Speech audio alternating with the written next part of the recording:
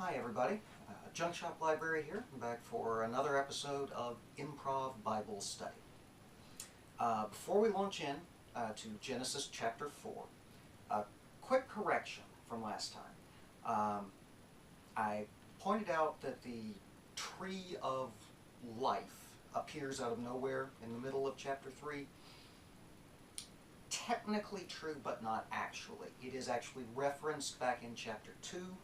It's just that the reference to it in chapter 3 comes a little out of nowhere. Probably not the last time something like that is going to happen, since we've got 66 books and about 3 squillion chapters to get through. Fair warning. Alright, we'll go ahead and jump into this then. Genesis chapter 4. And Adam knew...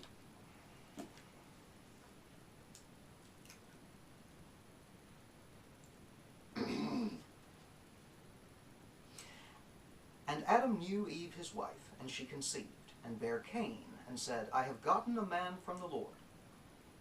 And she again bare his brother Abel, and Abel was a keeper of sheep, but Cain was a tiller of the ground. And in process of time it came to pass that Cain brought of the fruit of the ground an offering unto the Lord. And Abel he also brought of the firstlings of his flock, and of the fat thereof. And the Lord had respect unto Abel, and to his offering. But unto Cain and to his offering he had not respect, and Cain was very wroth, and his countenance fell. And the Lord said unto Cain, Why art thou wroth? Why is thy countenance fallen? If thou doest well, shalt thou not be accepted? And if thou doest not well, sin lieth at the door, and unto thee shall be his desire, and thou shalt rule over him. And Cain talked with Abel his brother, and it came to pass, when they were in the field, that Cain rose up against Abel his brother, and slew him. And the Lord said unto Cain, Where is Abel thy brother? And he said, I know not. Am I my brother's keeper? And he said, What hast thou done? The voice of thy brother's blood crieth unto me from the ground. And now art thou cursed from the earth, which hath opened her mouth to receive thy brother's blood from thy hand. And when thou tillest the ground, it shall not henceforth yield unto thee her strength. A fugitive and a vagabond shalt thou be in the earth. And Cain said unto the Lord, My punishment is greater than I can bear. Behold, thou hast driven me out this day from the face of the earth, and from thy face shall I be hid. And I shall be a fugitive and a vagabond in the earth, and it shall come to pass that every one that findeth me shall slay me. And the Lord said unto him, Therefore whosoever slayeth Cain, vengeance shall be taken on him sevenfold. And the Lord set a mark upon Cain, lest any finding him should kill him. And Cain went out from the presence of the Lord, and dwelt in the land of Nod, on the east of Eden. And Cain knew his wife, and she conceived, and bare Enoch, and he builded a city, and called the name of his city after the name of his son, Enoch. And unto Enoch was born Irad, and Irad begat Mehujalel, and Mehujalel begat Methusalel, and Methusalel begat Lamech. And Lamech took unto him 2 wives. The name of the one was Ada, and the name of the other Zillah. And Ada bore Jabal. He was the father of those such as dwell in tents, and of such as have cattle. And his brother's name was Jubal. He was the father of all such as handle the harp and organ. And Zillah she also bore Tubal-Cain, an instructor of every artificer in brass and iron. And the sister of Tubal-Cain was Naamah. And Lamech said unto his wives Ada and Zillah, Hear my voice, ye wives of Lamech, hearken unto my speech. For I have slain a man to my wounding, and a young man to my hurt. If Cain shall be avenged sevenfold, truly Lamech 70 and sevenfold. And Adam knew his wife again, and she bare a son, and called his name Seth. For God, said she, hath appointed me another seed, instead of Abel, whom Cain slew. And to Seth, to him there also was born a son, and he called his name Enos. Then began men to call upon the name of the Lord. And that's the end of chapter 4.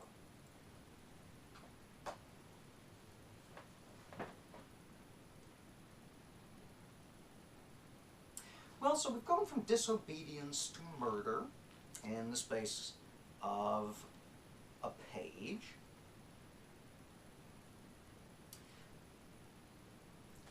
Cain and Abel, everybody knows the story. Okay? So I'm not going to spend a lot of time talking about that. I'm going to spend a little bit of time, because I've been thinking about this, talking about Cain himself. Where did Cain get his wife? Nobody knows, except that manifestly there's other people out there, because we don't get to the next woman down from Eve until sometime later.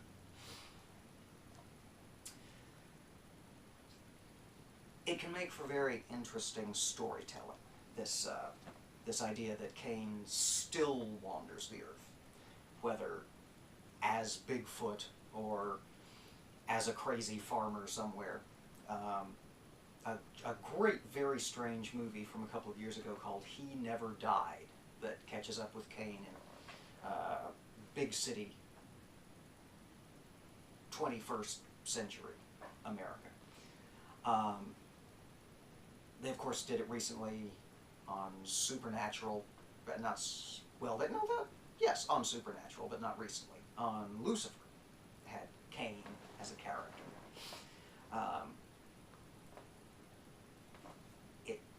It just doesn't say that.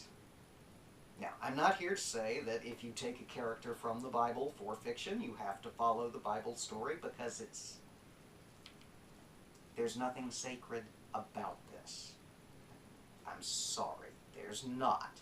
It's old mythology like a lot of other old mythology. Okay?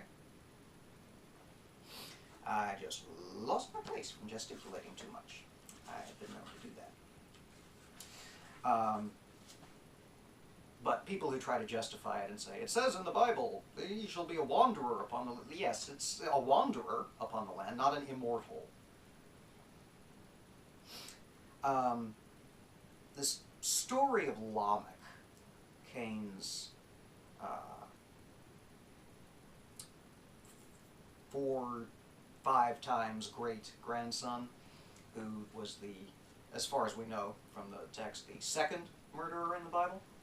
I've heard this line, if Cain avenged sevenfold, truly Lamech 70 and sevenfold.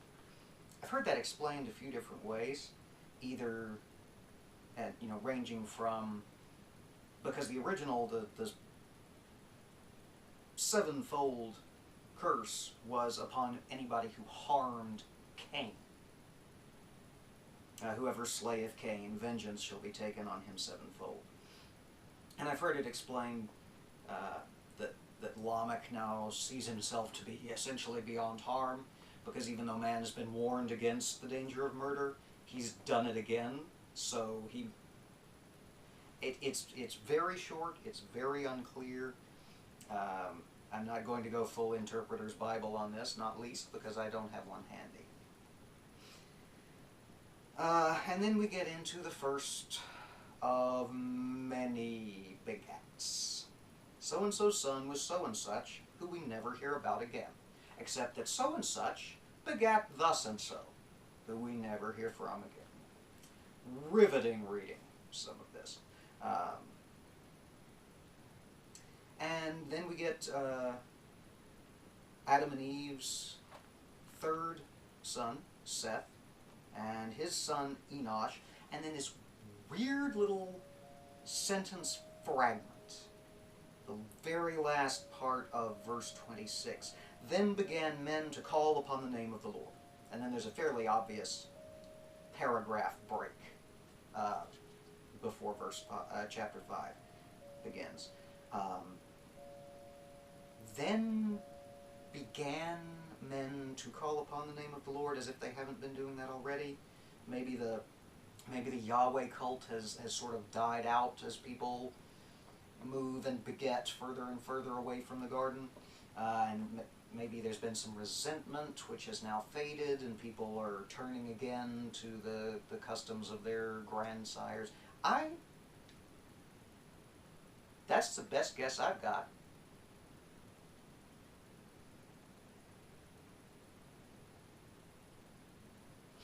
And that's all I've got. 2 murders in the space of 20 verses, some begats, nothing else.